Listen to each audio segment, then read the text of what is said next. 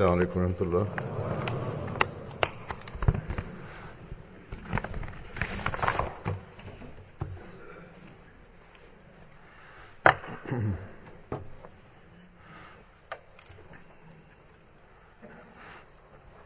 أشهد أن لا إله أشهد أن لا إله إلا الله وحده لا شريك له وأشهد أن محمدا عبده ورسوله أما بعد فأعوذ بالله من الشيطان الرجيم بسم الله الرحمن الرحيم الحمد لله رب العالمين الرحمن الرحيم مالك يوم الدين إياك نعبد وإياك نستعين اهدنا الصراط المستقيم صراط الذين أنعمت عليهم غير المغضوب عليهم ولا الضالين.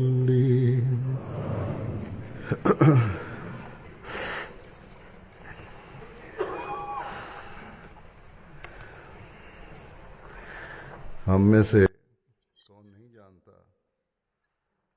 कि मुसलमानों पर नमाज फर्ज है. Bismillahirrahmanirrahim.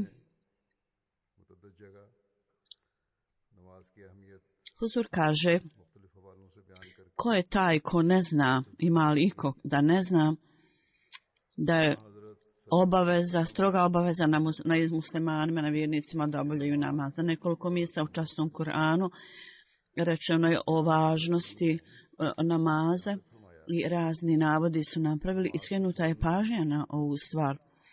Časni poslanik sallallahu alejhi ve sellem je spomenuo da je ovo stvarna suština ibadeta namaz. I časni poslanik je spomenuo u tolikoj mjeri to da je rekao napuštanje namaza osobu vodi na nevjerovanju i postavljanju partnera sa Allahom, odnosno širkom. I u pogledu važnosti namaza i ibadeta, časni poslanik sallallahu alejhi ve sellem je rekao na sudnjem danu upravo prva stvar o kojoj ćete biti pitani, o kojoj će ljudi biti pitani je namaz. Ako je ovaj obračun dobar, ovo polaganje računa dobro, i ako je sve ispravno, onda će osoba biti ispravna i uspješna i dobit će spas. Inače će biti među gubitnicima i patit će to. Patnju. I onda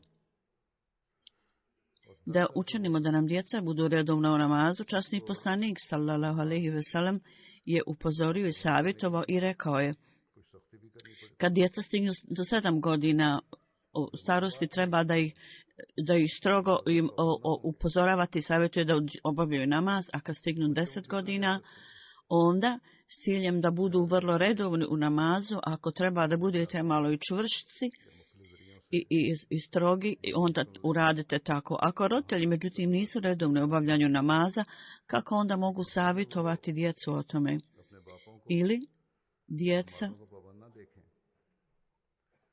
u svojim skupovima ili kroz razne izvore, ako se dogodi da slušaju ovu naredbu časnog poslanika sallallahu alejhi ve sellem, međutim ako u kući oni ne vide svoje očeve da redovno obavljaju namaz, kakav će to onda dojam ostaviti na njih? Sigurno djeca ovakvih roditelja i ovakvih očeva će reći u svom srcu da nema važnosti u ovoj naredbi. Zapravo ignorisanjem važnosti namaza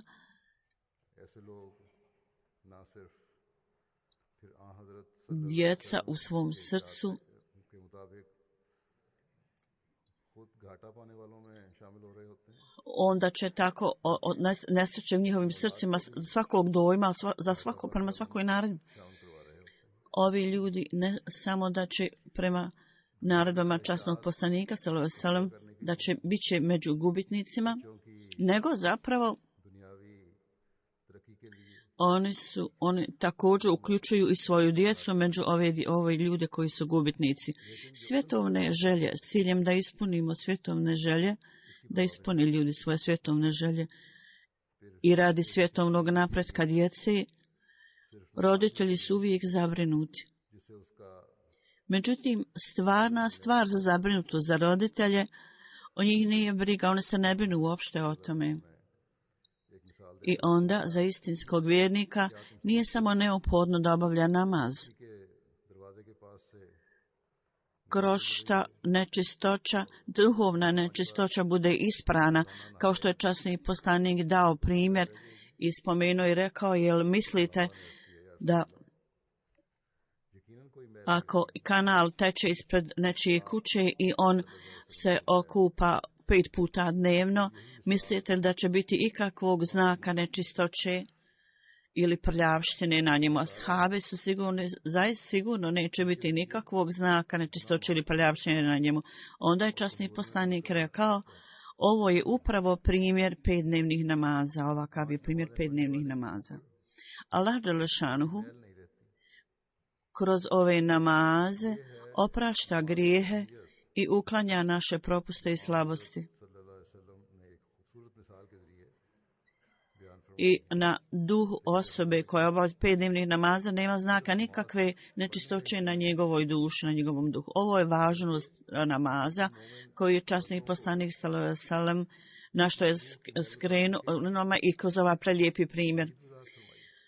Međutim, kao što sam rekao, nije samo naredba da se klanja namaz, da se obavlja namaz, nego istinski vjernici s ciljem da otklone ovu nečistoću duhovnosti, oni su dalje savjetovani i časni poslanik sallallahu alejhi ve sellem je rekao, osoba koja obavlja kod kuće abdest i onda ide u Božju kuću, to je džamiju, i onda ide do džamije da bi klanjao obavezni namaz, dok ide do džamije, broj koraka koji poduzme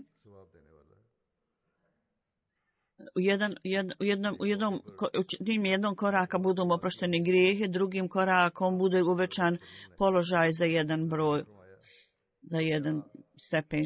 Dakle, svaki korak koji vjernik poduzme na tom putu do džamije poklanja mu blagoslov i nagradu.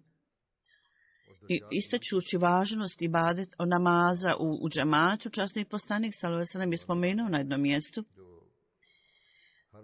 Nećete da vam kažem u jednoj stvari kroz koju Allah dželešanu oprašta sve grijehe i uvećava vaš položaj i stepene duhovnosti. Ashabi, da Allah bude zadovoljan s njima, koji su uvijek bili naklonjeni i željeli su da tragali su za vremenom način kako da učine zadovoljnim Allaha i da steknu Allahovu blizinu.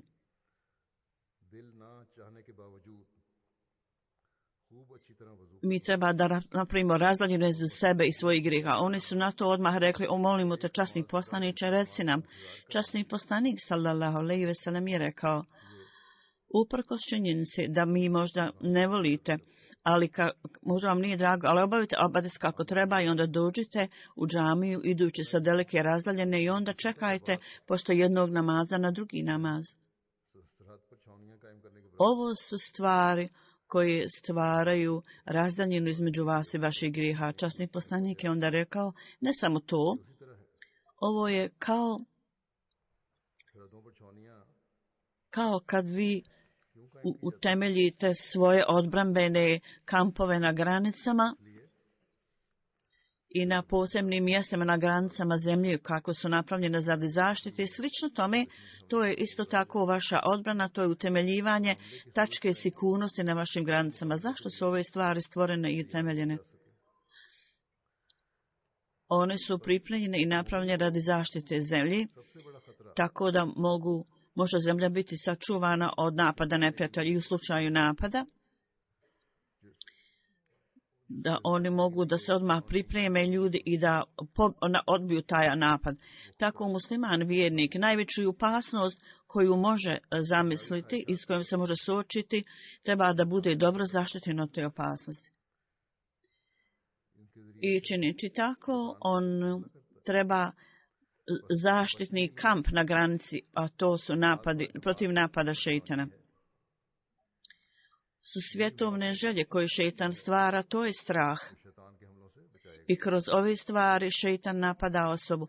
Dakle, s ciljem da budemo zaštićeni od ovih šejtanovih napada, ovi kampovi zaštite su zapravo namaz u džematu. Ovo je način kroz koji možemo biti zaštićeni i sačuvani od napada šejtana. Osoba će napustiti grijehe i posvetit će pažnju vrlinama. Slično tome, u namazu u džematu, u poređenju sa namazom koji je obavljen na samo 7 ili 17 puta je veća nagrada. Časni poslanik je spomenuo Hazreti obećani Mesija alejsalam, opisujući važnost namaza u džematu, na jednom mjestu kaže u namazu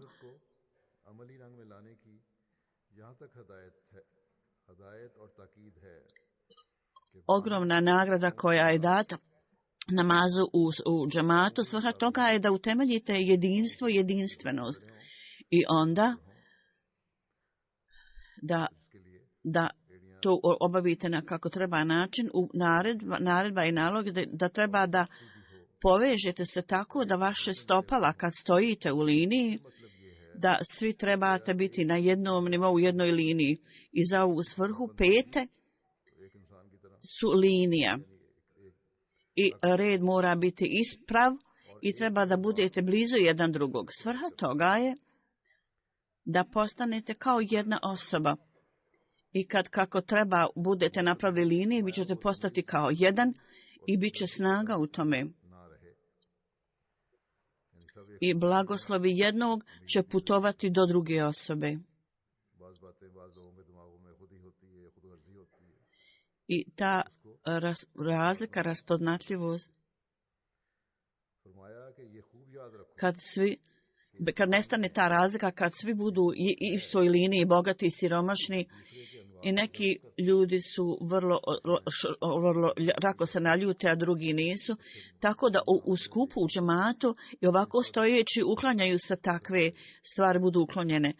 I osobe bude data sposobnost i moć da može upiti blagoslov i svjetlo druge osobe. I ako ima nekih ljudi koji imaju bolji položaj, onda ta osoba će uticati na druge i druga osoba će primiti taj dojam. Dakle, s ciljem da upijemo dojam dobrote, ovaj namaz u džematu je neophodan. Tako da namaz u džematu, dok pokazuje jedinstvo vjernika, koji Allah želi da utemelji među ljudima, među vjernicima, u isto vrijeme dobrota i pobožnost jednog će utjecati na druge. Kad u jednom redu svi ljudi koji su duhovno napredovali i čine dobra djela i ljudi također stoje rame uz rame zajedno, onda slabi čovjek će dobiti dobar dojam i dobro dejstvo od toga pozitivno. I također će i one onda dobiti sposobnost da napreduju u duhovnosti i ta moć će onda postati ojačana. Kad ovo jedinstvo bude tu, onda ljudi napreduju u duhovnosti i onda šejtanske sile postaju slabe. U ovo doba Allah dželešanuhu je poslao istinskog sledbenika, časnog poslanika, sallallahu alejhi ve sellem, časnog sledbenika časnom poslaniku, koji je bio istinski sledbenik časnog poslanika i imao istinsko razumijevanje i on je za nas objasnio.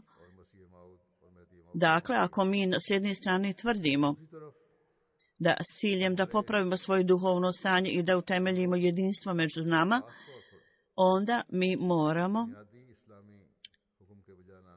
biti istinski, mi moramo vjerovati obećanog Mesaji i da smo budemo njegovi istinski sljedbenici. Ako svojim praksama također pokazujemo, ako međutim pokazujemo slabost u namazu koji je temeljna obaveza, ako postoji slabost u tome i ako je slabost u stvari koja je sama svrha naših stvaranja,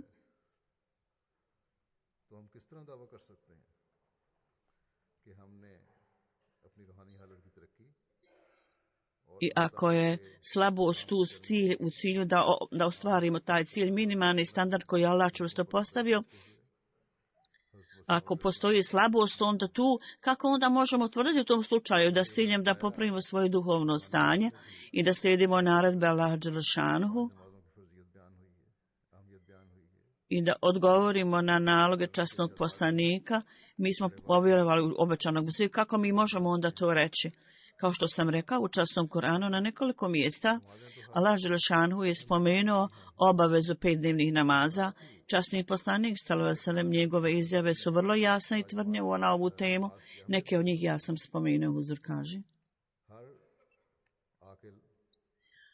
Ovi namazi su neophodni za sve Ahmedi muslimane i skupa s tim, kao što je časni poslanik sallallahu alejhi ve sellem spomenuo, važnost namaza je jako važan u džematu. Svaka odrasla osoba, zrela osoba, obaveza je za svaku odraslu osobu da obavlja namaz u džematu. Međutim, mi vidimo da nije posvećena pažnja puna ovoj odgovornosti, postoji određena slabost u ovoj stvari. Nema sumnje, istinski vjernik ima ovu obavezu da klanja 5 dnevnih namaza i uvijek treba da posvetimo pažnju tome. Međutim, u zajednici imamo upravu i administraciju i ta administracija i uprava i postavljanje i druge službe stalno skreću pažnju na ovu stvar. Stvarnost toga treba im biti objašnjena. U većini mojih hudbi petkom huzur kaže, ja skrećem pažnju na ovu stvar, na ovu odgovornost, na jedan način ili drugi, imajući jedne navode ili druge, i skrećem pažnju na obavezne namaze. Međutim, poslije toga, da se ova poruka proširi, odgovornosti misionara i uprave džemata. Ovo je njihova onda dužnost i odgovornost. I poruka važnosti ibadeta mora biti prenesena svim ljudima kao podmoranje da je obaveza. I bit ćemo u stanju da ispunimo prava da smo istinski Ahmedi ako budemo čuvali svoje namaze. Mi smo u položaju da uživamo duhovno u obavljanju namaze. Kad bude i duhovna radost prisutna, onda kad budemo u stanju da to postignemo, onda biće odvraćena pažnja na obavljanje namaza redovno i u tom smislu. Kao što sam rekao, svaki Ahmedi mora stvoriti pažnju u svom umu na ovu tačku, na ovu stvar. Kako treba da obavljamo namaz? I treba da obavljamo namaz na takav način koji nam može podariti stvarnu radost u srcu, koji nam može dati sreću i zadovoljstvo. Hazreti Mesih Maud alejhiselam, skrećući pažnju na obavljanje namaza i objasnio nam je kako možemo steći ovakvu zadovoljstvo i sreću. Kao što sam rekao, onda vidite, huzur kaže, on je dao jedan primjer da osoba koja je sklona pije uzimanje alkohola i kad uzima drogu, dok ne osjeća da je dosegla neku uzvišenost kako već osjećaju, on nastavlja da pije i uzima to drogu do momenta dok ne počne osjećati da ga je to zanijelo i uzdiglo ga. I on je rekao, inteligentna i mudra osoba može naučiti iz ovog primjera. Mudra osoba koja je u blizini toga može izvući pouku. Ta poruka je kako da koristimo se iz ovog primjera. To je kako da uvećamo standard svoje duhovnosti i kako da posvetimo pažnju namazu. Treba da u tom budemo vrlo redovni u obavljanju namaza prije svega i treba da postanemo krajnje pažljivi i nikad da ne napustimo nijedan namaz, da ne propustimo.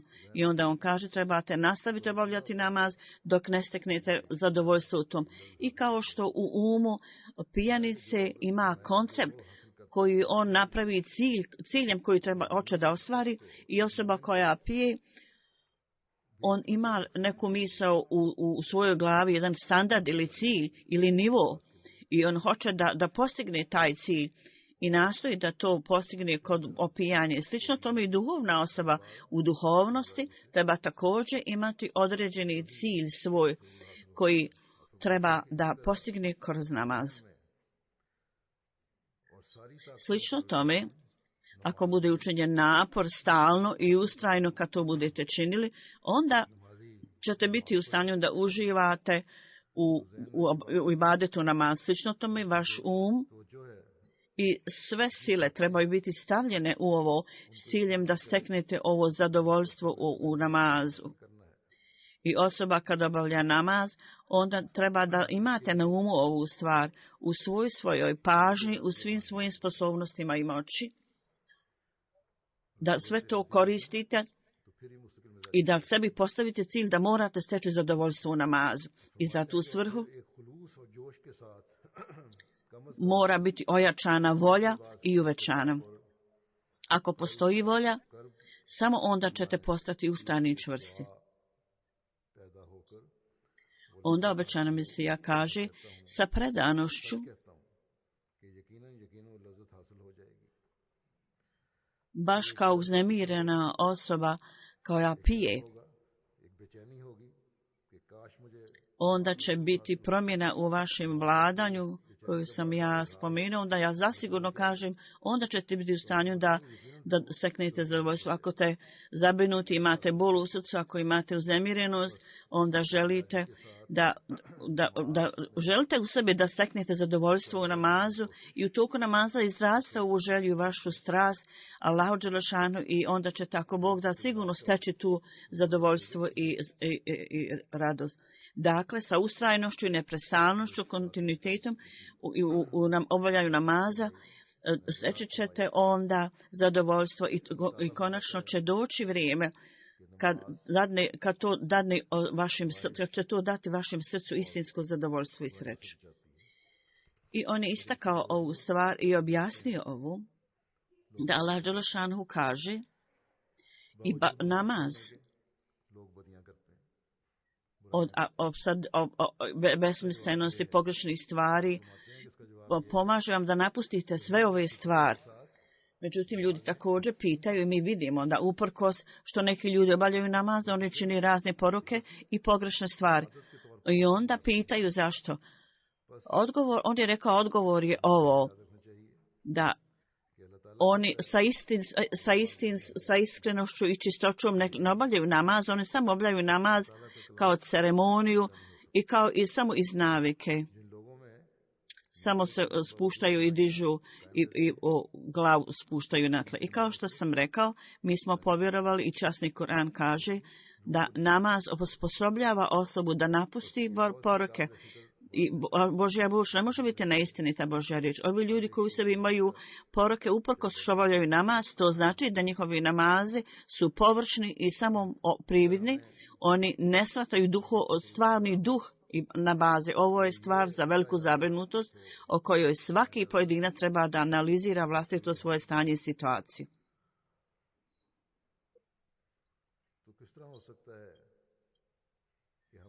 Ako postoji užitak i ako smo odlučni da to postignemo i ostvarimo i da dobijemo zadovoljstvo u svakom slučaju, kako je onda moguće da bilo ko od nas onda ne bude redovan u svojim namazima? Svako ponekad ide kroz ovo iskustvo i kada je ponekad prošao kroz ovo iskustvo, kad teškoća i zabrinutost čovjek ima teškoće zemljice, onda vidimo da ima mnogih ljudi koji plaču u namazu i njihova duša se topi. Čak idući oni mole Allah, čine ibadet i uvijek imaju na umu ovu pažnju i posvećuju pažnju namazu također. Tu postoji nešto, neka misla u njihovom umu i pažnja i tu namjera i tu u njihovom srcu da oni neprestano čine ibadet kad su uznemireni. Međutim, kad njihove želje budu ispunjene, kad izađu iz teškoća, onda ima mnogo ljudi takvi da u svojim namazima, u svojim ibadetama, u svojim poniznim dovama ima propusta. Postoje izvjesni propusti. Kao što obično Mesija alejhi selam rekao, mi moramo raditi naporno, neprestalno i redovno. I mi treba da imamo ovaj cilj presum, bilo da je li naše stanje ispravno ili nije, ili da li u blagostanju ili siromaštvu, u svakoj situaciji mi moramo ostvariti ovaj cilj da steknemo užitak u namazu, što je nešto što se može opisati kao opijenost. Ne samo u ličnim okolnostima, musliman, vjernik, u društvu, u općenitom stanju društva. Ovo su stvari koji također stvaraju uznemirenost i nemir u srcu. I kada stanje uznemirenosti i brige bude u srcu, onda bol i predanost, onda sama dova izlazi iz srca osobe. U Pakistanu, na primjer, stanje džemata u Pakistanu i sa svake strane protiv zajednice se bacaju strele neprijateljstva na nas i oni pokazuju mržnju. I zbog straha od hodža i zbog pogrešnog razumijevanja koje oni stvaraju, čak oni ljudi koji su imali stari odnos, lijep odnos s Ahmedi, u nekim situacijama uočavaju svoje neprijateljstvo i loše tretiraju Ahmedi muslimane. Općenito vidimo nepravde i tlačenje da je došlo do svog vrhunca. I u ovakvoj situaciji u Pakistanu svaki Ahmedi treba da nastojite da činite namaze pune usredsjeđenosti i da često posjećate džamije. Nedavno iz Pakistana je Hudamul Ahmedija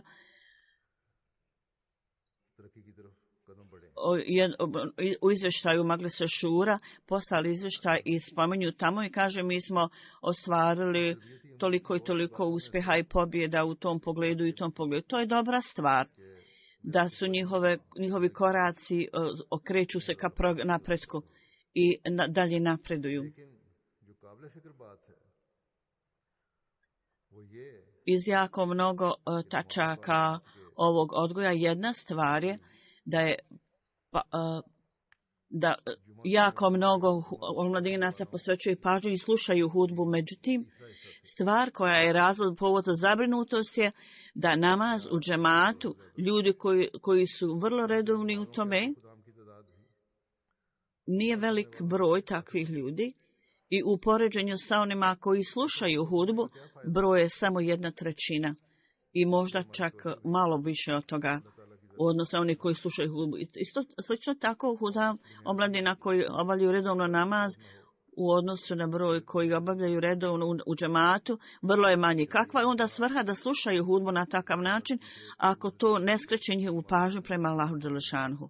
I onda ta temeljna obaveza, to je neophodno ako pažnja nije skrenuta na to, kakva je onda svrha? Kao što sam rekao, svaka druga ili treća hudba redovno, ja spominjem u pogledu obaveze namaza, ja spominjem to. Ako dojam toga nije ostavio, ako to nije ostavio nekakav dojam, samo ispuniti broj, nema nikakve koristi od toga. U stanji Ahmedi muslimana, kao što imamo u Pakistanu, čak i uprkos toga i premda su to čuli, nisu obratili pažnju na to. Šta će onda donijeti njima promjenu u njihovom stanju? hoćemo li mi, Bože sačuvaj, ispitivati Boga, da mi ćemo raditi na svoj način, Allah će sam popraviti naše stanje. A ako je ovo stanje, onda neće biti nikakvog prava, mi nećemo imati da prigovaramo Al-Đelešanu. Allah nikada, nigdje nije rekao šta god vi budete radili, da li ispunjavate obaveze prema meni ili ne. Samo pošto vidite obočali mu salama, ja ću vam dati sve uspjeha. Nigdje to Allah Đelešanu nije tako rekao. S ciljem da dobijemo uspjeh, vi morate popraviti svoje stanje u skladu sa naredbama Allahovim. Ja sam spomenuo o izvještaju hudama, to ne znači, međutim, da je ova slabost samo kod hudama, kod omladinaca. Isto stanje kod Ensar, kod ovih starih. Zbog toga svaki Ahmedi u Pakistanu mora posvetiti posebnu pažnju ovoj stvari. Uspjeh i pobjede neće se postići kroz spavanje, kroz drijemež. Uspjesi se ne ostvaruju kroz nedostatak pažnje. Pobjede i uspjesi budu ostvareni kada imate svoje kampove, šatore na granicama i branite svoje granice. Ljudi koji su došli iz Pakistana, općenito govoreći svuda u džematu, čak i u naprednim zemljama i također u zapadnom svijetu, njihovo stanje je također slično tome. Ja ne mogu reći da kad su oni izašli iz Pakistana da je njihovo stanje o namazu bolje. Ako analiziramo zajednicu, vidjet ćemo jako mnogo slabosti u pogledu obavljanja namaza. Kroz pravdu sve pomoćne organizacije treba analiziraju, u svakoj zemlji treba da analizirate stanje i onda će ove stvari izaći na površinu. Međutim, ljudi koji su izašli iz Pakistana, otišli iz Pakistana, pogotovo oni trebaju da vode računa o ovome, da Allah Đelešanu blagoslove koji im je on dao, oni moraju izrasti svoju zahvalnost. Kako treba da izrazi svoju zahvalnost Allahu? U nekim zajednicama pažnja je vrlo dobra, međutim,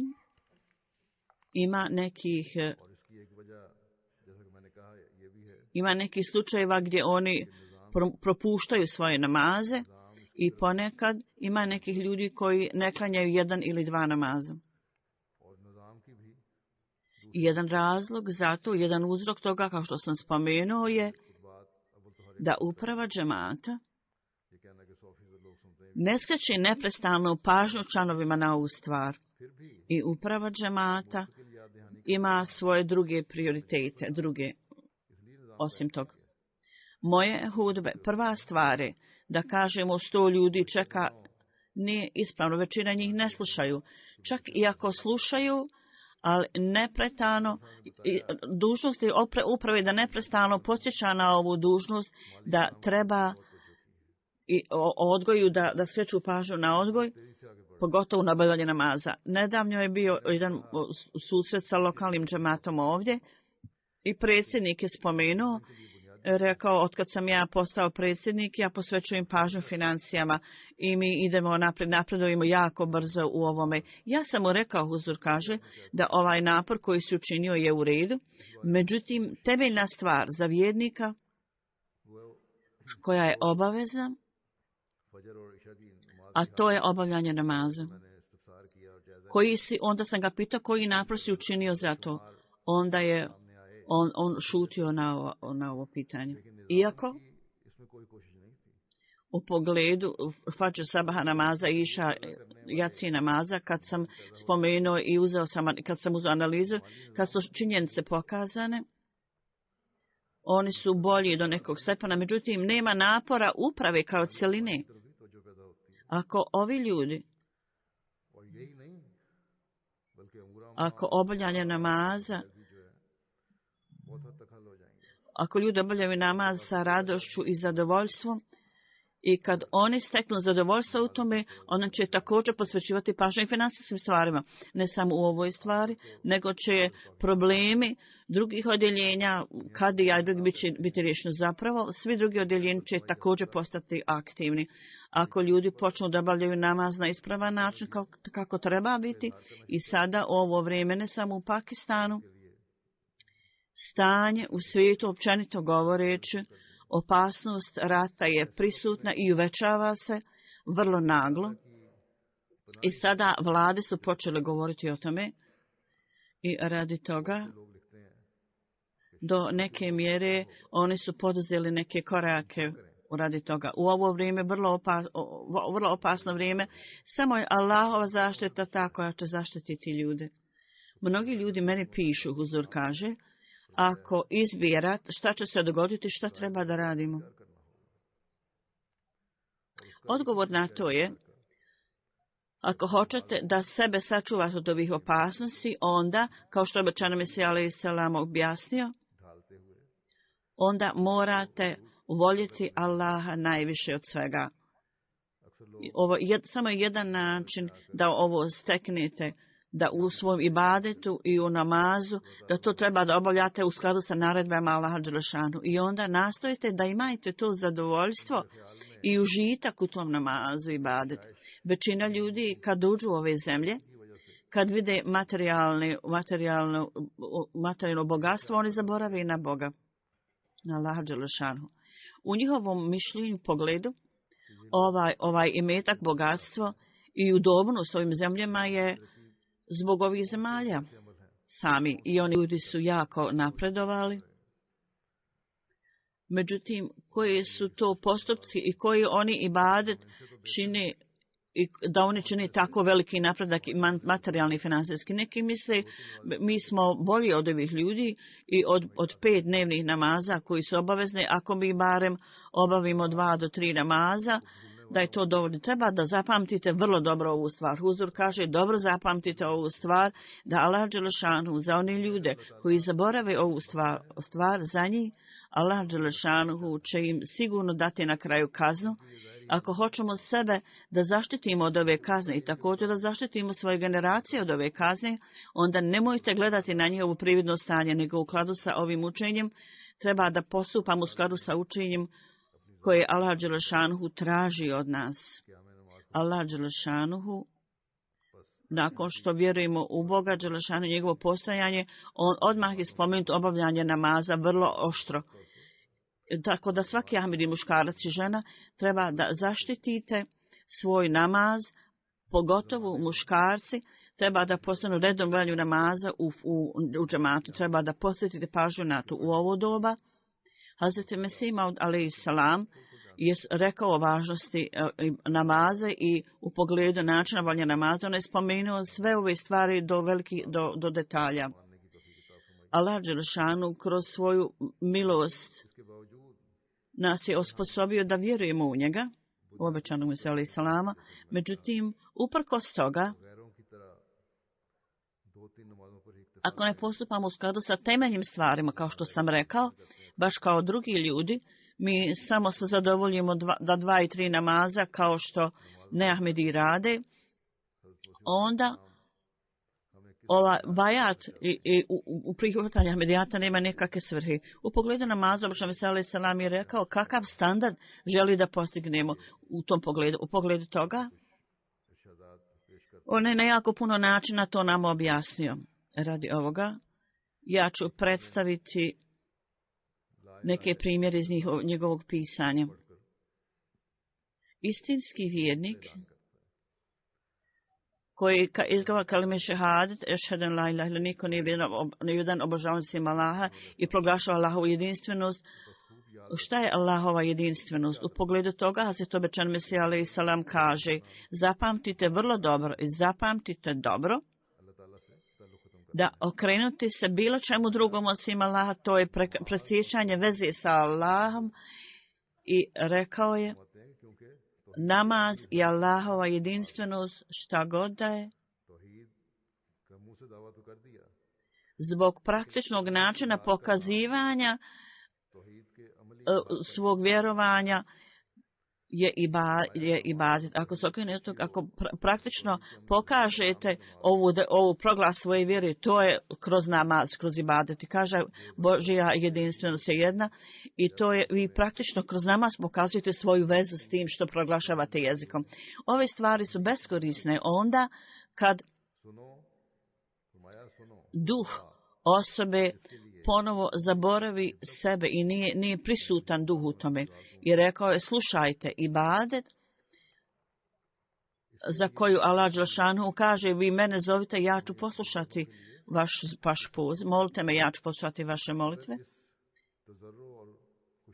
vaše molbe. Dakle, traži se ovakva vrsta duha.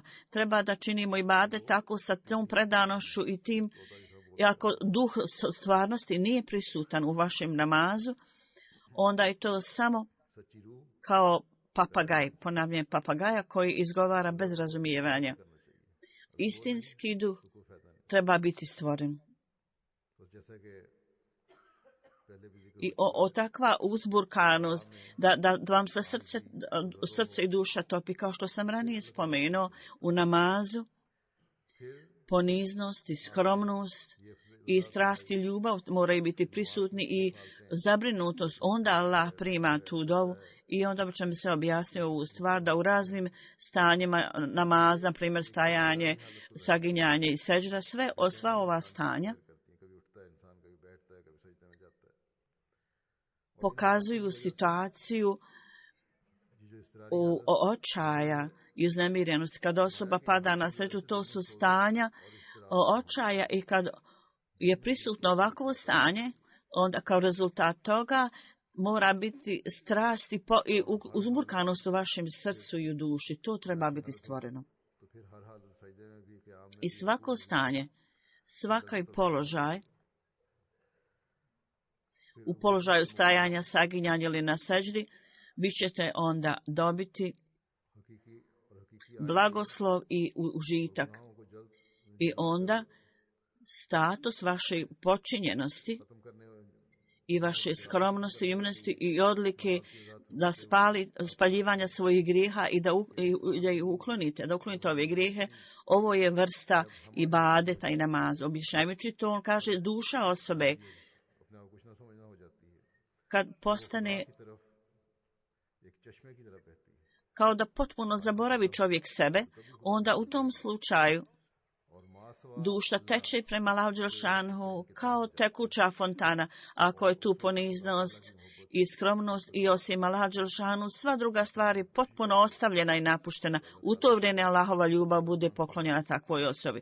Tako kad osoba sa naporom i moli Allaha dželešanu za blagoslov, i osim Allaha dželešanu, on presjeće veze sa svim ovim stvarima, onda Allahova ljubav bude poklonjena takvoj osobi. I kad ova ljubav Allahova bude podarena osobi od Boga, onda svi grijesi budu spaljeni u pepeo. Onda u stalnosti on stekne užitak u ibadetu namazima. Tako da umjesto da samo radimo na takav način, to da naše namaze ne noše nikakav užitak, mi treba da utemeljimo posebnu vezu sa Allahom. I pogledajte na svoje stanje.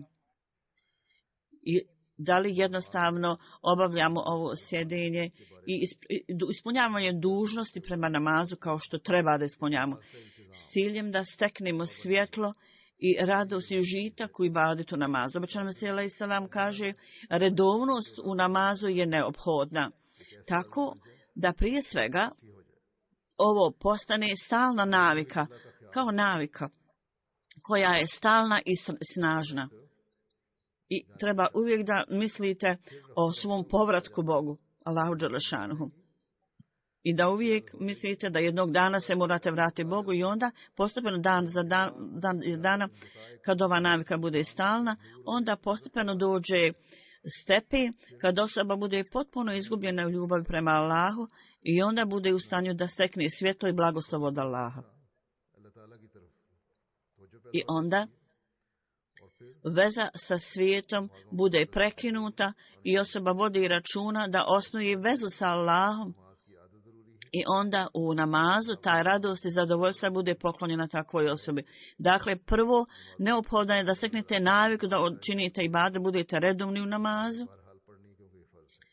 Bilo da dobijate korist ili ne, prividno možda nećete dobivati Međutim, to je obaveza i morate obavljati namaz. Treba da obavljate namaz, da razmišljate ovu stvar, da u svakom stanju morate se okrenuti Allahu, morate se vratiti, da ćete se jednog dana vratiti Allahu dželešanu i da morate njega moliti. Ova ustrajnost i stalna navika, ako to bude prisutno, doći će onda vrijeme u vašem životu kad ćete biti u stanju da ispunite stvarnu dužnost prema namazu i počet ćete uživati u namazu.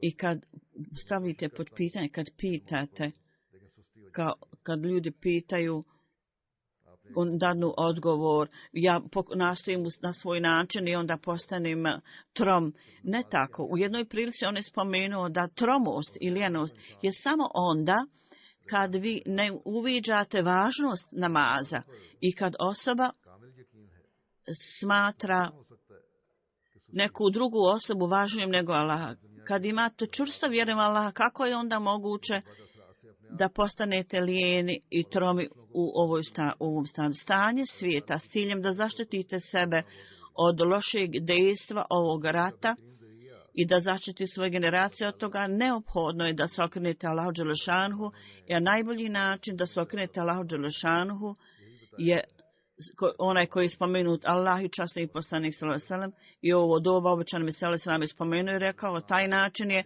da budete redovni u namazu i da vodite računa o redovnosti namaza. Svima udali selam kaže na jednom mjestu, zapamtite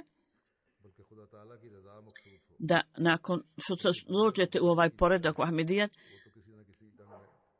nemojte svu pažnju na svjetovne stvari nego za Allahovom zadovoljstvu. To treba da bude vaša pažnja, jer o vrijeme će stvari u svijetu i svijet sad će proći. Na jednom mjestu on kaže na persijskom jeziku, bilo da je hladna noć ili vruća, bilo kako da je provedete, ona će proći. Tako da cilj svijeta treba da držite odvojeno. Ne treba da miješate svrhu cilj svjetovni sa religijom, jer svijet nestaje, a din, vjera, će zastalno ostati. I životno doba je vrlo kratko i vi vidite da u svakom momentu hiljade ljudi umiru. Imaju razne epidemije, bolesti tu i tamo, ponekad kolera. Sada je kuga, u to vrijeme je kuga harala. Ko zna? Ko će živjeti do kojeg vremena? Kad vi ne znate o vremenu kad ćete umrijeti, onda kakvo je velika glupost da osoba ne posveti pažnje ovome. Treba da vodite računa i da se brinete o životu poslije smrti. Onaj ko vodi brigu o tome, Allah dželešanuhu će pokazati milost takvoj osobi. Kad osoba želi i nastoji da postane pobožna, onda Allah dželešanuhu pravi razliku između vjernika i nevjernika. Dakle, prvo postanite vjernici, a to se postiže na način da slijedite uvjete bajata i svjetovne ciljeve.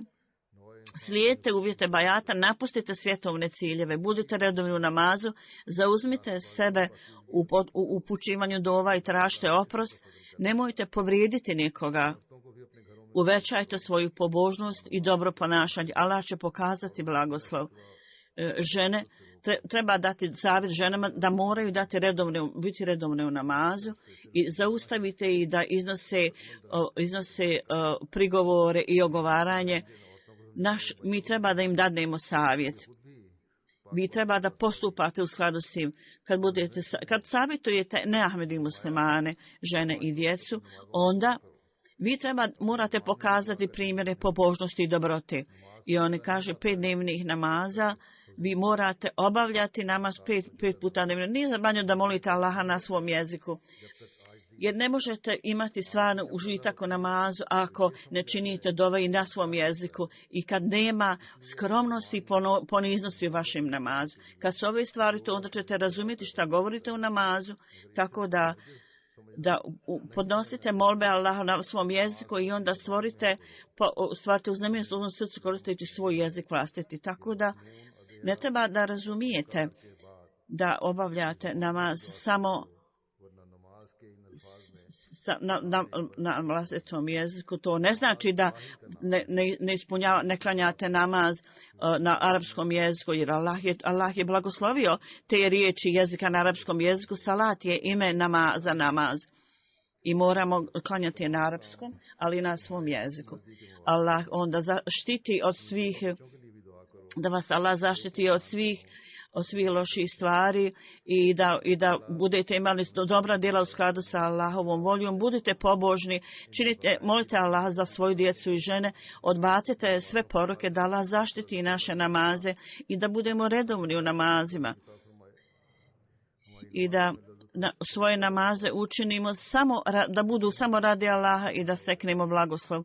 I da Allah dželešanu nas blagoslovi radošću u ovim namazima i da nikad ne pokazujemo nikakvu manjkavost i lijenost i da razumijemo ovu stvarnost da danas sve nevolje svijeta i problemi svijeta mi možemo samo biti izbavljeni iz ovih stvari kada budemo ispunjavali svoju dužnost prema Allahu dželešanu, da nas Allah osposobi da tako činimo. Amin.